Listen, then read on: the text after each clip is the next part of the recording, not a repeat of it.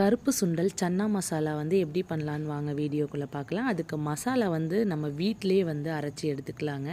அது எப்படின்றதையும் வாங்க பார்க்கலாம்.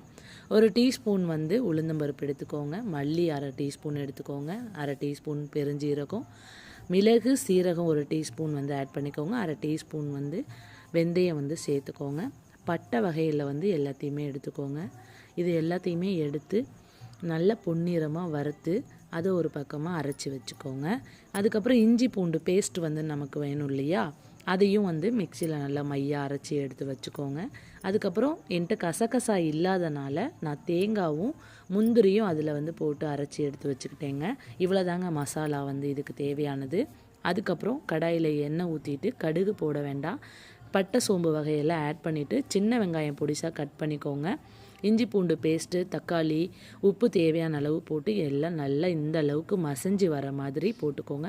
கொஞ்சம் வந்து மஞ்சத்தூள் ஆட் பண்ணிக்கோங்க. இன்றைக்கி நான் சிக்கன் மசாலாவும் அப்புறம் வீட்டில் அரைச்சி வச்ச மிளகாத்தூளும் தாங்க நான் ஆட் பண்ணியிருக்கேன். அப்புறம் முந்திரியும் தேங்காயும் அரைச்சி வச்சுனதை அதில் ஊற்றிக்கோங்க. அதுக்கப்புறமா சுண்டல் வந்து கருப்பு சுண்டல் வேக வச்சது அதையும் ஆட் பண்ணிக்கிட்டு புளி வந்து கொஞ்சமாக ஆட் பண்ணிக்கோங்க. அதுக்கப்புறம் கருவேப்பிலை போட்டுட்டு மல்லித்தழை வந்து ஆட் பண்ணிவிட்டு அவ்வளோதாங்க, கருப்பு சுண்டல் சன்னா மசால் வந்து ரெடிங்க. எப்படி இருக்குன்னு உங்கள் வீட்டில் நீங்களும் ட்ரை பண்ணி பார்த்துட்டு கமெண்ட் பாக்ஸில் கமெண்ட் பண்ணுங்கள்.